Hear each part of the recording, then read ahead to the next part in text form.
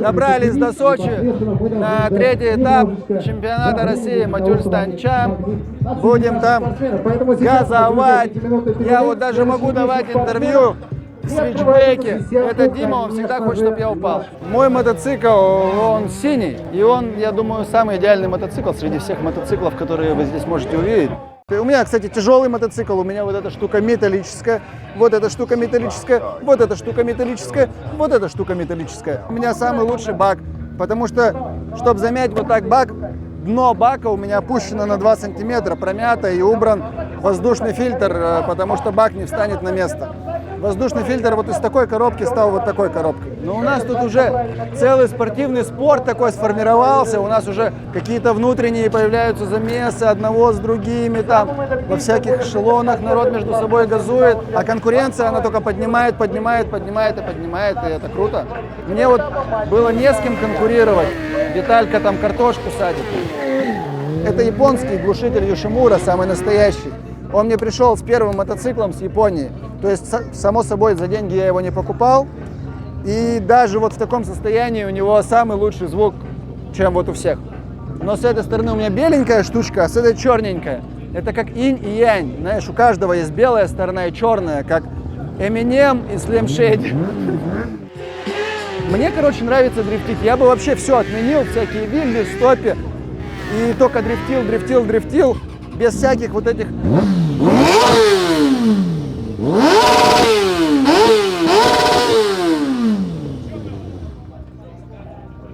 Без всяких глупых смен позиций, а именно вот, ну, по-крутому дрифтить в крутых углах, там, на вторых передачах, с перекладочками, вот это круто. И круто еще себя ощущаешь реальным пацаном, когда ты с нормального захода прыгнул царскую кенгуруху, и вот в этот момент приземления без ноги ты бам! И такой... Бам!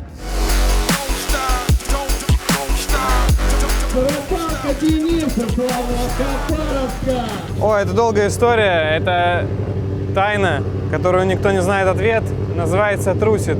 Я попробовал поставить вчера оригинальные шариковые подшипники, бэушные, которые у меня были вместо роликовых. Ну, не знаю, но немножко решила ситуацию, я могу кататься, делать трюки в целом, но если я захочу раструсить мотик, я легко раструшу, и проблема в бёрнаутах может возникать, когда нагрузка на вилку более сильно идет на отгиб, как бы. Короче, не знаю, сейчас перед соревнованиями особо нет времени и желания там что-то крутить, но я не знаю, короче, я не знаю, что это может быть. В прошлый раз, когда у меня была проблема, я менял колодки, тормозные суппорта, тормозные диски, подшипники в колесе, колесо, вилку, и потом в итоге поменял раму. Просто странно, что я поставил уже другую раму и сезон гонял, и вроде ничего не беспокоило, а сейчас оно опять возникло.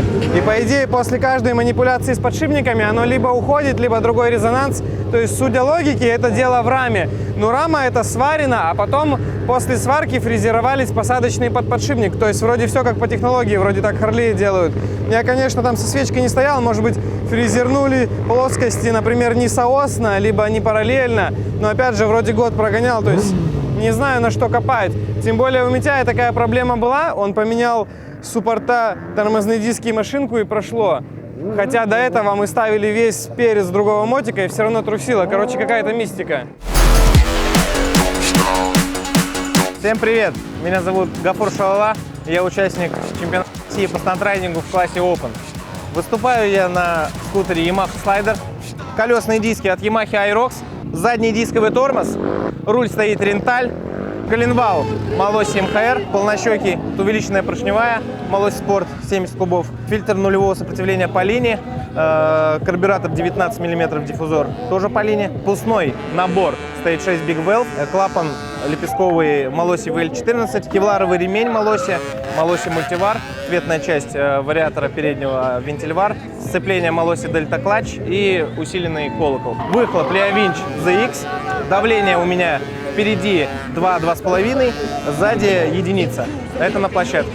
Усиленный стоит амортизатор Makita, регулируемый.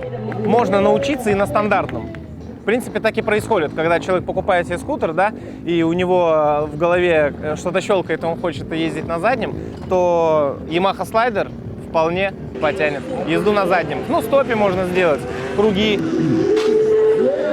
На скорости вырывать уже его не получится, тяги не хватит. Да, вчера проехал плохо, но посмотрим по результатам квалы, конечно. Сегодня, надеюсь, выстрелить получше. Одна ошибка пошла и за собой потащила еще потом. Катался, значит, я 3 года нормально. И прямо за день до соревнования на тренировке у меня срывает один кронштейн с суппортом. Делал я кенгуру 360 и почувствовал, что у меня пропал задний тормоз. Ну и вот, что есть, то есть. По-моему, 20-ка. Да, БТ-20. Ну, мне нравится, он даже на таком зацепистом покрытии, он очень хорошо дрифтуется. То есть он в заносе очень такой прогнозируемый. Ну, даже не только на этом асфальте, а вообще в целом. У меня уже не первый баллон такой стоит. Вот. Но мне нравится. То есть это такая альтернатива роуду хорошая. У меня стоит стандартная вилка, вот. И сейчас она, к сожалению, у меня не работает. У меня нет гидравлики. Ну, одно перо потекло, да, и как-то, ну, старая вилка, это с 99-го года. Я не понимаю, как должна работать подвеска. Но я не понимаю в целом, что такое настройка подвески. Но кенгуру нет, не мешает. Разгоняешься и просто не думаешь об этом. И вылетаешь.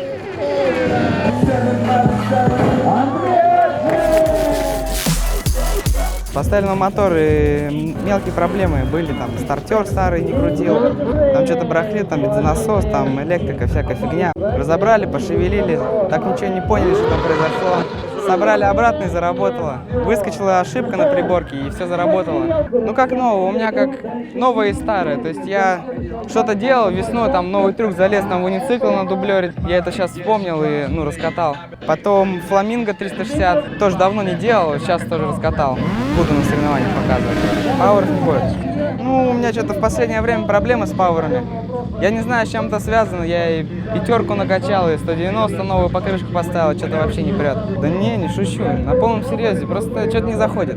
Ходовка от Триумфа, а Т6 длинная слишком, мы сделали как у Триумфа, чтобы была. Но у меня весь перед это Т6, тормоза, вилка, траверсы, колесо. Но у меня как мотоцикл гибрид. То есть у меня от Триумфа здесь только рама, маятник, мотор, ну и электрика там. Остальное все самодельное. Бак клееный, подрамник, клетка, естественно. Тянет как трактор, едет тоже быстро. То есть из дрифтов выхода хватает. Сейчас все подмели, на тренировках было много камней, там трещины, песок, все сыпалось там. Вот на пальмах кайфово. Вот там реально прям четко. Там огромная она, можно валить, там дрифты, что хочешь. Ровный, и асфальт хороший, и зацепы, дрифты, и не жрет по крыху. Тут я вообще дрифтить стараюсь вообще не дрифтить, потому что заезд дрифтишь, уже покрышка 50% идут.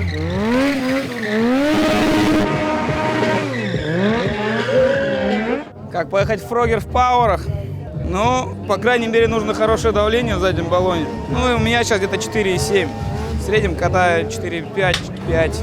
Плюс, конечно, как бы хорошая скорость. Нужно очень много смелости для всего этого. Вот, наверное, весь секрет. На самом деле колоссальная нагрузка именно на руки. Не на ноги, как казалось бы, а на руки. В этом году поставил вот эту покрышку Michelin Street Road. По мне неплохая. Катится хорошо, дрифт прогнозируемый, тоже пауэр интересный на ней. Вот. Просто пришел в этом году к выводу о том, что как бы бэушные покрышки, конечно, хорошо для бюджета, наверное, но, как правило, сейчас они ломят цены на все это. В данном случае в Питере на 5500 обходится, а бэушная 3500. Я добавил, купил новую абсолютно. Она ломается, парни, она реально ломается. Она ломается, она заварена у меня в 9 местах. Ломается здесь рулевой колонки, проварена внутри, усилена. Все по барабану, все ломается, сломать можно все что угодно. Мотор просто неубиваемый. Можно отдать должное, наверное, все-таки всей конструкции рамы, как он у меня не летал, в заборы, я витрины разбивал магазином. Вот. Ну и плюс мотоцикл уже все-таки 18 лет в следующем году, и возраст дает о себе знать. Мотор перегревался 3 раза у меня.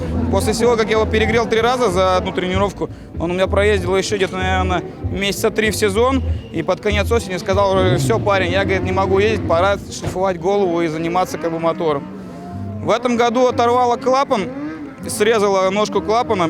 В принципе, повезло, только загнула сам клапан, по поршню даже не ударил. Я заменил направляющую, заменил клапан, поставил голову обратно и погнали.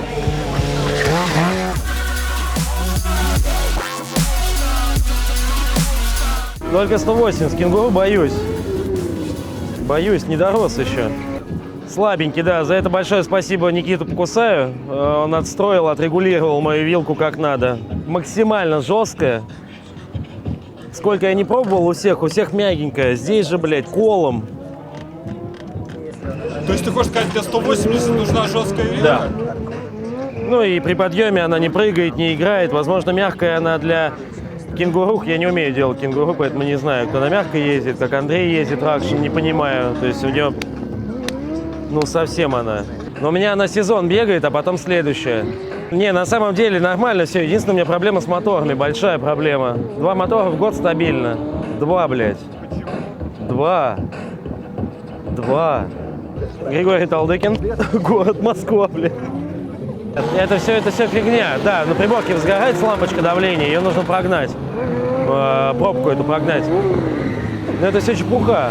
Вот почему делают Каник, Никсон, Коста, лимитер, и нихуя не происходит, у них не ломаются моторы. Делаю я, у меня обязательно колено идет по пизде. Все одинаково льют 4 литра масла. У всех одинаково сделаны картерные газы. Что я, блядь, делаю не так? А может, у тебя угол особенно какой-то слой? Нет. И прокаты небольшие. Только джиксер надо покупать. Только джиксер надо покупать, говорит Митяй, поменяв джиксер на Каву. Кава, на самом деле, это все самое топовое. Да, маятник нужно поменять обязательно, потому что стоковый просто выглядит не очень. Только дань стилю, все. Серьезно. Никаких плюсов нету. Я думал, я почувствую что-то другое, но нихуя. О, нет, точнее.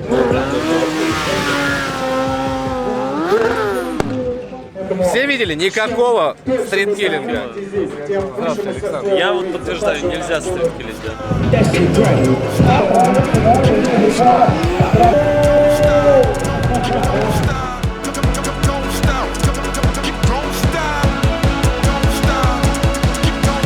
Я ее попробовал, ее в первые дни, и дальше у меня просто были съемки с компанией «Матюль», фильм снимали про станчемпа, страндрайдинг, и поэтому я был занят. Дальше я сломал маятник, радиатор, вилка потекла, развалилась корзина сцепления. Ну, короче, куча всего было, что надо было устранить, и поэтому я устранил. Зацени. И это только самая видная и маленькая часть поломки. Сейчас «Континенталь», а это второй баллон, я первый попробовал недели 2 назад, стер его, и вот второй такой баллон. Это из-за того, что я его просто на предыдущих этапах выигрывал «Континенталь Бернаул Контест». Так, для стандрайдера это слишком дорогой баллон. Я думаю, что большинство райдеров, допустим, которые показывали какие-то трюки на галсе, они делали их, не зная, что они существуют. Даже если они существовали, никто же не лез и не просматривал весь стандрайдинг, да? Вот такого я не видел, и я попробую. То есть исход был такой, что пробовали то, что сами не знают, но были трюки, которые раньше были, действительно. То есть мне после галса попадались трюки, которые ребята делали на галсе, да, и я их вот первый раз увидел на галсе, а потом увидел уже в Инстаграме, в ленте. Ну, если о теле говорить, то у меня 7 грыж, 7 межпозвоночных грыж. Ну там, ладно, первые 3 это был сноуборд, а дальше они все пришли именно со стандрайдингом. Руки, кисти очень болят, но это временно. То есть ты, если сильно прыгнул, да, они поболели, прошли. Сам ничего не крутишь, не делаешь? Нет. Не умеешь? Нет. А что умеешь? Кататься.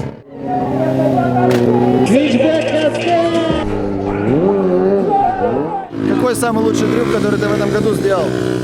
Наверное, уницикл. Bridgestone Batwax BT-021. Ну, мне он больше всего нравится. Сейчас 190 стоит. Он чуть-чуть себя по-другому ведет, а в целом нормально все. У меня как таковой программы сейчас нет.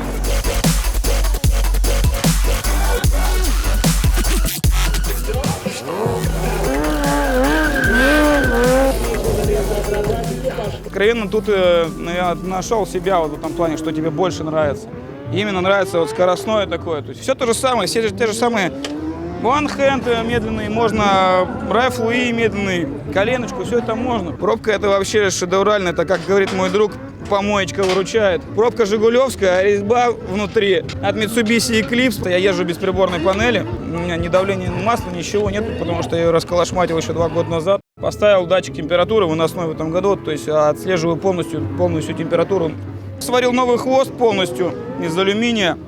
Думал, будет все-таки покрепче, полегче старый, потому что рассололился вообще в хлам. Но что-то он тоже не выдержал в этом году всего сезона. Будем менять на следующий год тоже. Ребят, у кого сочится бак, рекомендую подкладывать шайбы под болтик. Берем винтик побольше. Здесь есть люфт на крышке, примерно полмиллиметра. Притягиваем крышку плотнее, и все, бак не бежит. Также хотел бы сказать, у кого F4, у всех слабые амортизаторы. Очень слабые. И часто они приходят в негодность, но их можно восстановить. Вставляем сюда в бачок ниппель от покрышки. Накачиваем сюда очков 8, и все работает. Когда у меня был мягкий аморт, я вообще не мог делать дрифт, хотя, в принципе, физически я его могу делать. С мягким амортом его делать очень тяжело. Как только накачали, все стало нормально. Также есть болтанка, когда едешь на заднем колесе, когда делаешь перепрыжки, сцепу, тормоз, ее раскачивает, и очень неприятно ездить. Можно накачать больше, меньше, отрегулировать его.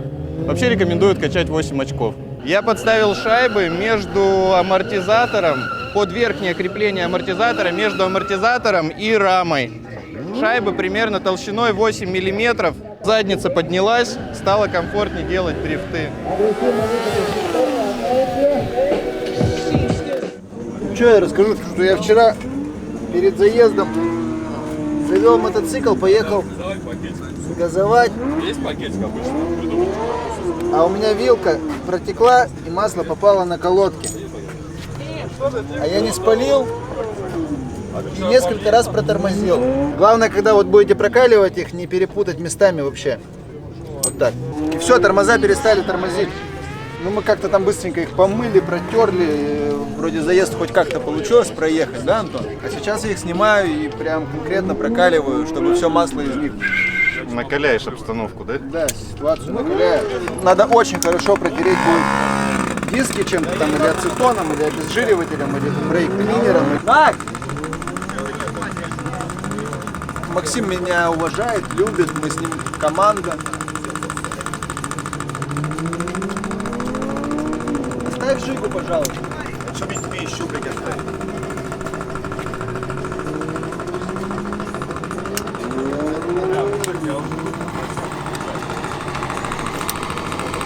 Но в этих, наверное, будет немного. Это перо не течет. Все равно вчера заливали всякой дрянью. Та сторона дымилась основательно. Вообще, мне кажется, достаточно просто масляными пальцами взять, по диску вот так провести, если не стереть и протормозить несколько раз. Все, не будет четкости, у тебя сразу же выпадет кенгуруха, выпадут нормальные. Ну, то есть у тебя тормоз станет не такой, как был там месяц назад. И тебе как будто бы заново в него вкатываться придется. Будешь думать о переднем тормозе, а не о своем прокате. Асфальт получается криволастый, и если я на второй еду быстро, бывает мотик прыгает, ну и сложновато контролить, поэтому я немножко тоже программу перекроил. Я, короче, решил, как я год или 2 назад начинал, типа я начну с Супермена, перепрыжки, это очень удобно, пока не забиты руки, и потом больше агрессии. Мне на этом асфальте будет сложно там сделать такой нормальный дрифт со слайдом, там, например, с кенгурухой, потому что он по краям немножко надломлен с трещинками. Но все равно не такой плохой, как бы в целом огонь. А еще я поменял траверсу, и вроде бы мелочь, но здесь все фрезеровано как положено, не как родная кверх ногами. То есть она все села чуть ниже, и клипоны у меня опустились буквально миллиметра на 4-5 вниз. И я уже чувствую, что ну не так, мне не нравится. Вот я сейчас их поднимаю выше. Сейчас я как бы не хвалил Street Radial, но под Царево я поставил пилот Road 1. Я специально его хотел сохранить для внуков, но решил все-таки по поводу такого праздничного события его поставить. Здесь асфальт очень цепкий, очень быстро баллон жрет, поэтому я на тренировках стараюсь почти не дрифтить, чтобы хватило на соревнования баллона.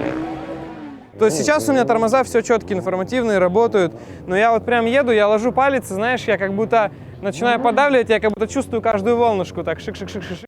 И иногда, если я дожимаю, то все, вот это начинается, резонанс такой. При этом, если я беру стоковый мотоцикл какой-нибудь на родной раме, там все исправно, я его не могу раструсить никак. А Пакуса Мото, кстати, я раструсил вчера. Я очень хорошо вот это чувствую резонанс, и мне кажется, у меня открылся такой дар, то есть я могу многие мотики на самом деле раструсить. Я еще у другого приятеля брал тоже мот, раструсивал его. Кстати, многие там говорят в интернете, что Kawasaki говно, глядя на меня, что ее трусит, что корзина сцепления откручивается. Но я всегда говорю, что у меня есть второй мотоцикл, который стоит в гараже и не ломается. Если делать Ральф Луи, то и ни рама даже не треснет, и трусить не будет.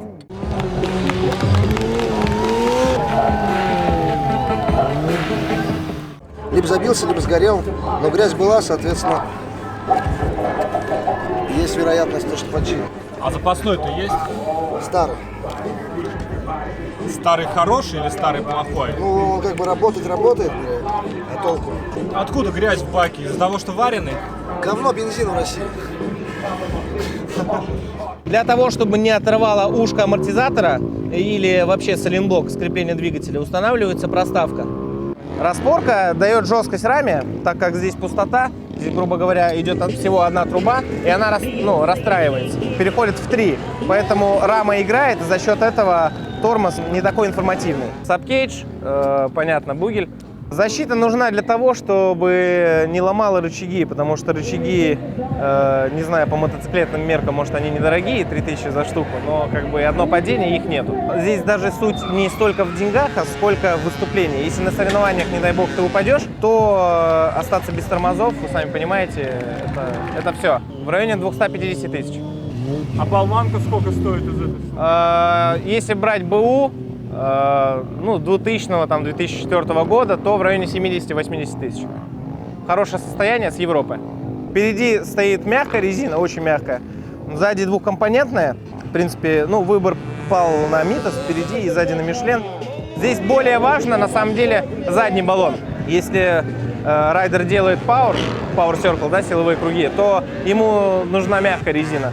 Если он не делает Power, в принципе, достаточно любого баллона. Абсолютно любого производителя, это не важно. Но я выбираю мягкую резину, потому что у меня агрессивный стиль. Большие углы и высокие скорости. Мощность данного скутера в тюнинге в 2 раза больше, чем в стандарте. В стандарте в районе 4-5 лошадиных сил, сейчас мы видим 9-10. Этот мотоцикл дома уже не был 3 или 2 месяца. То есть нормального сервиса он не видел. У каждого свое понятие нормального сервиса. В Москве вообще очень тяжело что-то сделать. В Хабаровске у меня все без проблем. Я катаюсь на давлении 3 атмосферы в заднем колесе и в переднем 2 или там 1,9. Так ты вкачаешь огромное давление и много технины повыпадает. И все это ради пауэров, не знаю. Хочешь на пауэрах и на скорости поставить свое выступление, качаешь давление. Хочешь технины и немного пауэров, чуть снижаешь. Хочешь много технины, снижай там до 2. Кто как. Еще мне нравится, когда пауэры получаются вот эти огромные, тоже ты в этот момент купил. У тебя начинает мотор биться, и ты кайфуешь от этого. Подтекает вилка. Но подтекает она как-то интересно, когда мотоцикл стоит, особенно когда он зажат, например, в автобусе. А когда я начинаю кататься, она перестает сопливить. Я буду делать стрэнджер, но не такой сейвовый, как я обычно его делаю. То есть, чтоб с него не рухнуть. Я буду делать стрэнджер нормальный, на широкие углы уйду. И там еще основной момент будет Watchtower, который я только в этом сезоне начал тренировать. И основной момент 360, который надо сделать по-любому. И еще я считаю, кстати, что это очень крутой трюк торнадо без ног. Когда ты его прям оформляешь так по-честному, прям...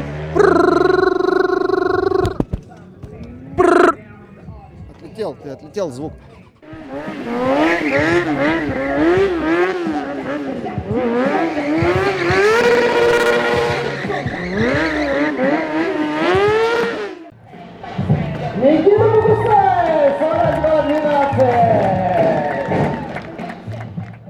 The full moon, yeah, we gon' get wild, yo. Stressed out, you don't wanna get too close. Stand down, before we put you and all of your men down. Fire squad camo, kicking through the door,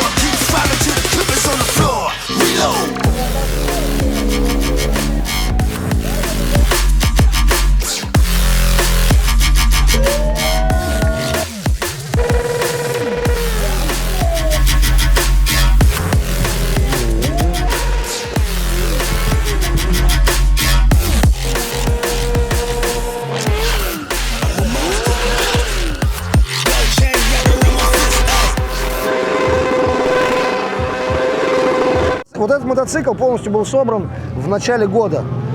Ему пизда. Просто вот подойди. Посмотри, как сделан маятник. Он треснул в 4 местах, то есть его вот так просто сняли и все. С той стороны усиленно. Маятник переживает уже не 9-ю свою жизнь, а уже за гранью. Теперь посмотри, куда смотрит колесо относительно хвоста. С прыжков. Вот высокие прыжки, они расшатывают колеса больше всего. А випы и шафлы, шафл, вип, кенгуру высокая, хорошая, или ты, допустим, кенгуру сделал плохое, но сильно его на бок, и первое, что коснулось асфальта, это колесо. Конечно же, ушатывается и маятник, и рама, и тому подобное. Ну, допустим, вот я усилил раму, и что толку? Все остальное разлетелось. Я со следующего года планирую на люмишку вернуться.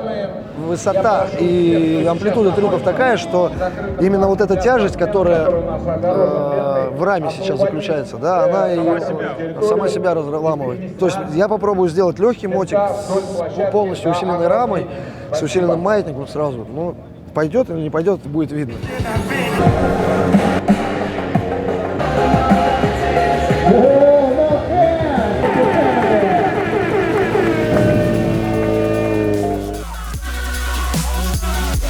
Я когда выезжаю, многие говорят, что ты так стрёмно катаешься на раскатке. А потому что я не катаю ни программу, ничего. Мне задача в акробатике, чтобы я влез в площадку, чтобы я в стопе мог сделать там какие-то неровности, чтобы дрифт там. Но именно перед заездом я вот сейчас раскатываюсь, я думаю, что может быть минут 5, могу 10 минут, но если я, знаешь, лайтово там, ну, то есть суть, что не надо уставать. Прям сходу там, ну, мне некомфортно бахнуть кенгуру или что-то, я все равно выезжаю.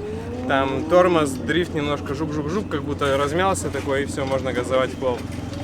Может быть, замечал, и Фома тоже, вот, многие кенгуру, трюк такой, наверное, один из опасных, и все его раскатывают немножко, типа, раз попробовали, а уже потом прыг-прыг.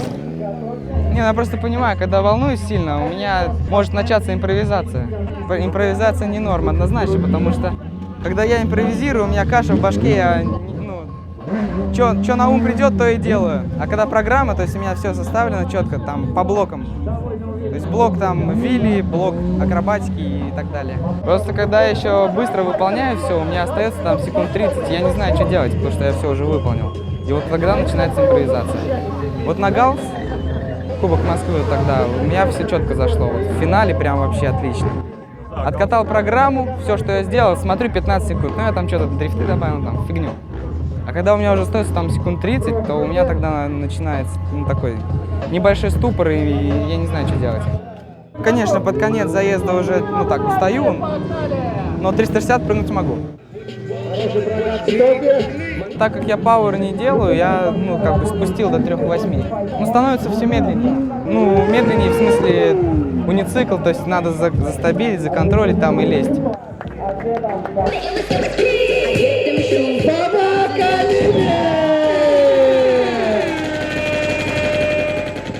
Мишка, конечно. Роуд первый. 5000 рублей, бэушный баллон. Классно, а? Легенда. Никто не знает, где достать, но почему-то у всех он есть. Вот как это так получается? Дэн это вообще, это сказка, где он новый нашел, я не понимаю. Поэтому Дэн и побеждает, что у него есть то, чего нет ни у кого. Сука. Да я не знаю, говорят то, что радиатор дышит полегче, но мне кажется, это что, чепуха. Он как грелся, так и греется дальше.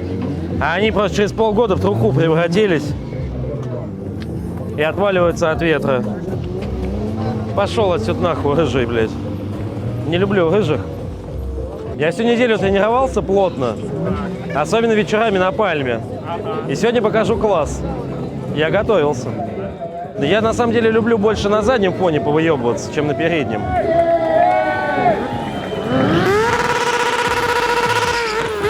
Мне кажется, обычно крест он беспонтовый, но его вообще нет смысла вставлять. Где-то на шоу, да, люди хавают, а здесь никого не возбудит. Будет как бэст-трик у меня вставляться. Но он всегда на грани, на тонкой-тонкой грани наебнуться. Потому что ты в одно касание, понятное дело, неинтересно. Хочется поднять и проехать подольше. И это как на жердочке сидеть. То есть там баланс прям очень тонкий. Я уже летал, нормально летал оттуда.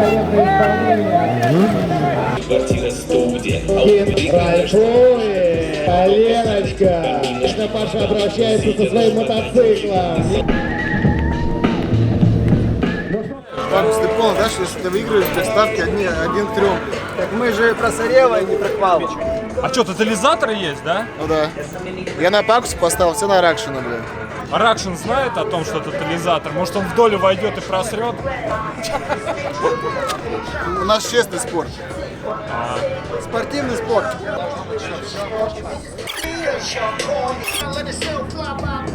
Но на дрифтах надо концентрироваться на этой покрышке. А я так не люблю это делать. Если бы не было трещинок, то было бы реально лучше. Потому что трещинки чувствуются в no hands. Ну, в принципе, это единственное, где они чувствуются. Да, в принципе, все. В целом площадка неплохая, достаточно зацепистая, не скользкая. То есть удобно делать в стопе, дрифты тоже хорошо идут. Хороший прокат в стопе.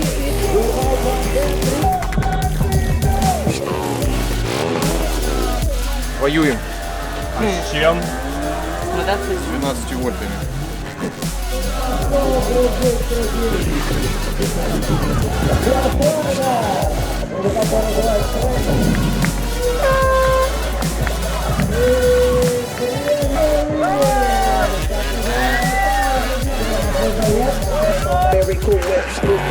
Есть! И уехал!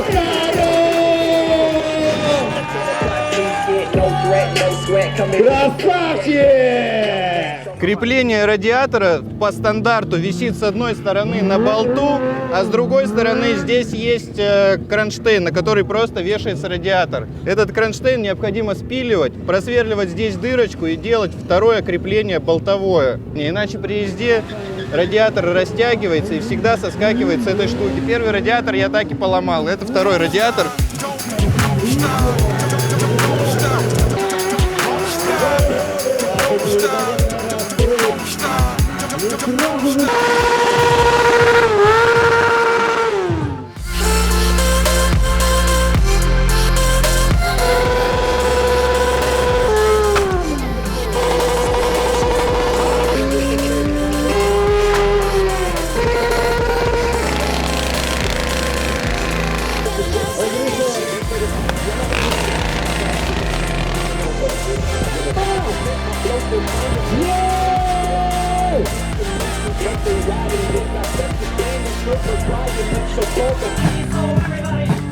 Парни, фотографируемся, приветствуем наших спортсменов! Спасибо, подруги, этих парней!